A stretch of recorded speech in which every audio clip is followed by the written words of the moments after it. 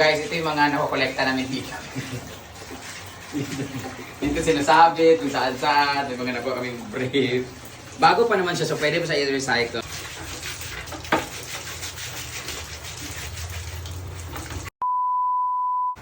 Hi guys! So today is Monday. Monday man ngayon, nag-drain kami ng pool at syempre kailangan natin general cleaning every Monday talaga sa palibot. Kasi Friday, Saturday, Sunday, overuse talaga tong farm. Sobrang dumi ng tubig.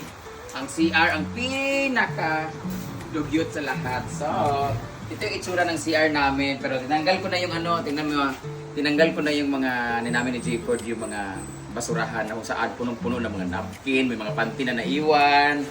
Siyempre, mga shampoo, mga toiletries na mga tira-tira. So, ito yung itsura namin para makita nyo yung reality namin. Grabe yung putik. Ito yung naiiwan na bakas pag morning ng Monday. Kasi Monday, wala nang tao dito, wala nang guest. Unless may nag-overnight ng Sunday. So Saturday, Sunday yung itsura namin. Pakitang part, yung mga itsura ng mga namin. So, Sunday, mga putik yan siya guys. Yan. So, mga putik yan siya na mga balas-balas, mga galing sa lupa, ganyan-ganyan, pagpasok dito. And ayan na, nagsabi ha, ito yung brush namin na pang brush kasi pang ganun kasi yan.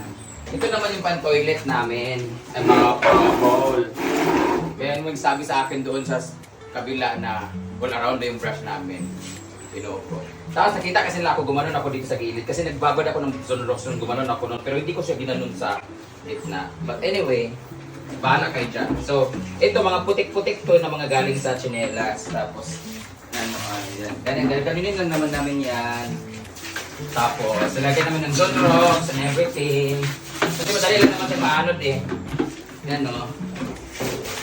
Madali lang naman maanod yung mga buhangin. Mahirap siyang rin kasi dahil balas siya pero madali lang madali siyang ma-wash out. Ayan. Tapos, lagyan namin din ng mga Moriatic, Sunrox. Ayan. So, magsabi dyan na mag-gloves daw, mag-chinel. Huwag ka lang kumain magkatapos nito. Ikaw na bahala ka dito yung madumi. So, sa kabila naman, every Monday din, naglalaba din si Argel at saka si Britney ng mga bedsheet. So, lahat naman pinagamitan nung Friday, Saturday, Sunday ng mga A-house, mga bedsheet, nalaba din.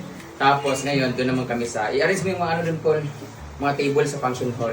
Tapos, pakita mo lang si Argel ng mga naglalaba doon. I'll get back to you later. Maglinis lang kami. Pakita ko mamaya yung after nito.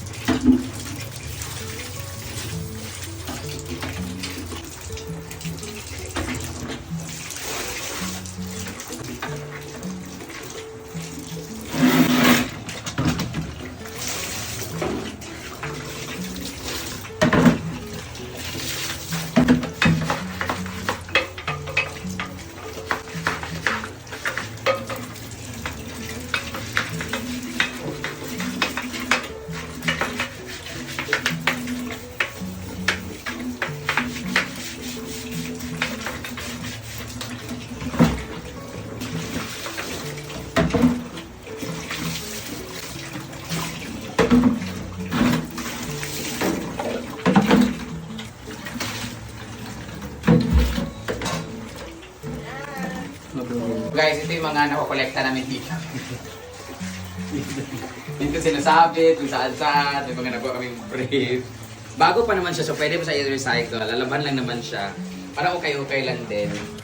Kabila, nung last time talaga doon, puro mga panty na nagmuntin din. Tapos ito naman, dito naman towel. Anong towel to? Ayan. Doon may natapon akong panty doon kasi may dugo. Pero ito, pwede pa to. Recycle natin ito kasi mahilig ako sa towel. Ito namang brief ay medyo okay naman siya. May angot-angot lang. So, kaya mo natin dito kasi nilinis kami dito na area. Ginoo ko.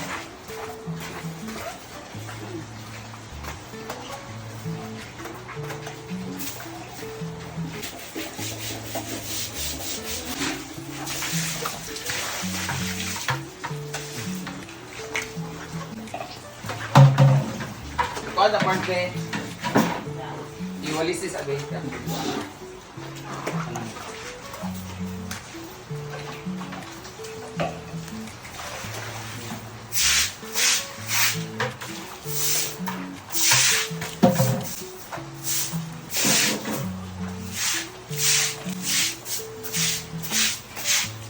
Pati balde at ubos ng gunro. Mga balde at ubos ng brush. Ito talaga yung mga laging kailangan.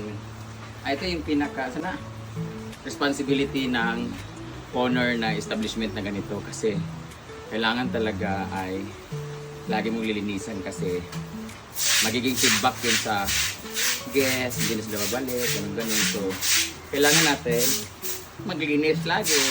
May mga staff din ako pero iba naman yung gawain nila. Later naman gagamitin na namin yung doon sa mga halaman na mga kailangan i-shape. So, kita niyo muna sisipag ang ating mga trabahante. So, thank you so much for them.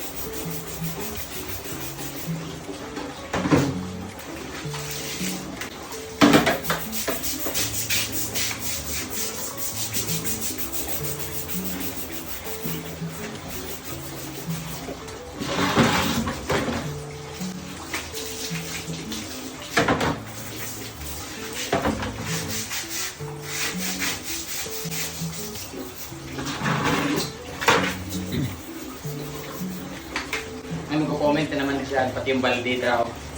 Opo, pagkasan namin yan.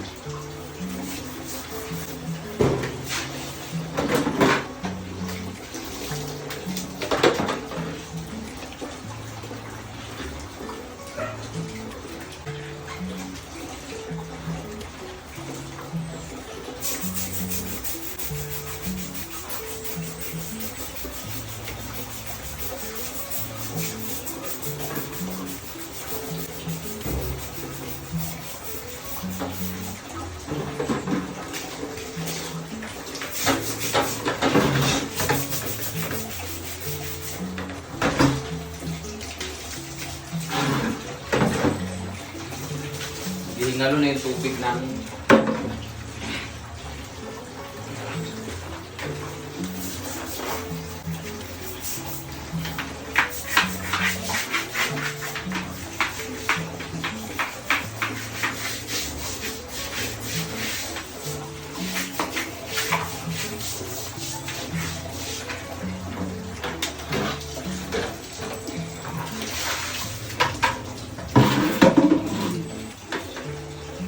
Wala pa tubig.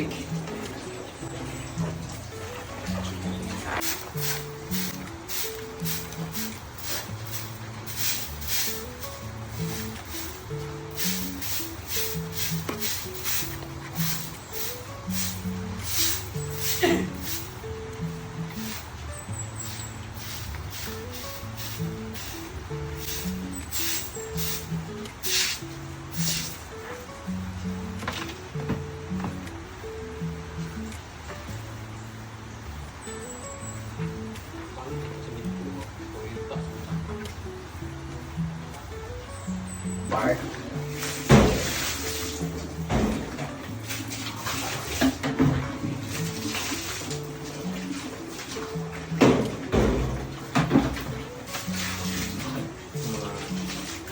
Balde na rin.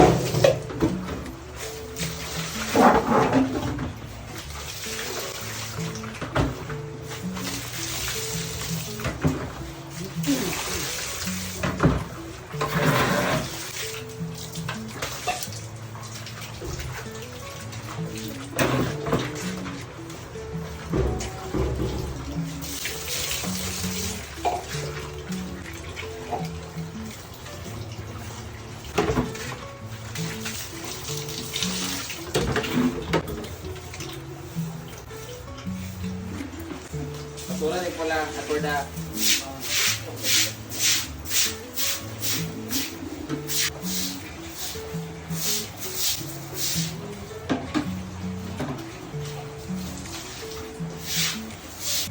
So, tapos na po ang paglilinis ng CR ng J4 sa kanyang finale touch. Ayan.